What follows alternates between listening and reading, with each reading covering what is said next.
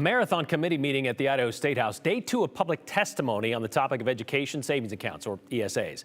Senate Education heard hours of testimony yesterday, and that continues today. In short, it's a proposal that's going to allow tax dollars to be put into accounts for families that do not think the public school, their local public school, is the best option for their child. So, Joe, here we are.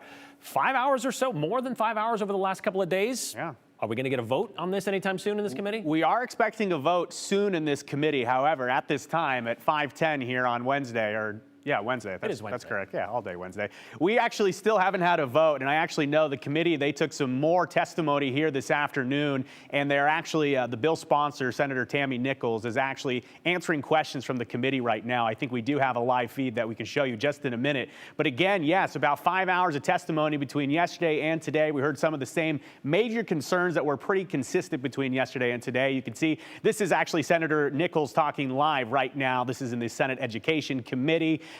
In terms of the testifying, again, 5 hours of it, a majority of people that testified were against this ESA piece of legislation. Here's a real quick taste of some of those comments.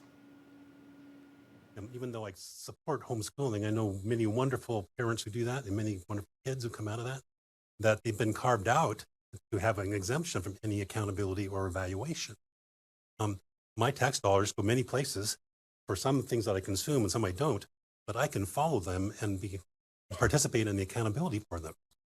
That won't happen with homeschoolers or with parents accessing private schools. Anyone who receives tax dollars from the state becomes an agent of the state, and therefore they have a responsibility to the Constitution and the use of that money. Many before me have discussed a lack of accountability and a lack of funding as reasons to oppose SB 1038. I would argue that this lack of accountability is largely the reason that many of us have elected to take our children into a homeschool environment. The 25-to-1 ratio in classrooms, one school psychiatrist for 4 to 6 schools in the Nampa School District, and the complete lack of education options for children who are hungry to learn in a system that consistently teaches to the bottom of the learning scale. As a parent who wants my child to excel and become a leader in her community and among her peers, I urge the committee to uphold educational freedoms, not by forcing me to pay tax dollars into a broken school system I choose not to use due to their inability to support any child who would force them to do more than the minimum required by state standard. So we're keeping an eye on that committee for you. Chairman Lentz said he did want to have a vote on it today, but we'll keep you posted as that progresses. Again, you can see live right here Senator Nichols testifying instead of the Senate Education. So we'll come back to this if they get a decision later on in our show.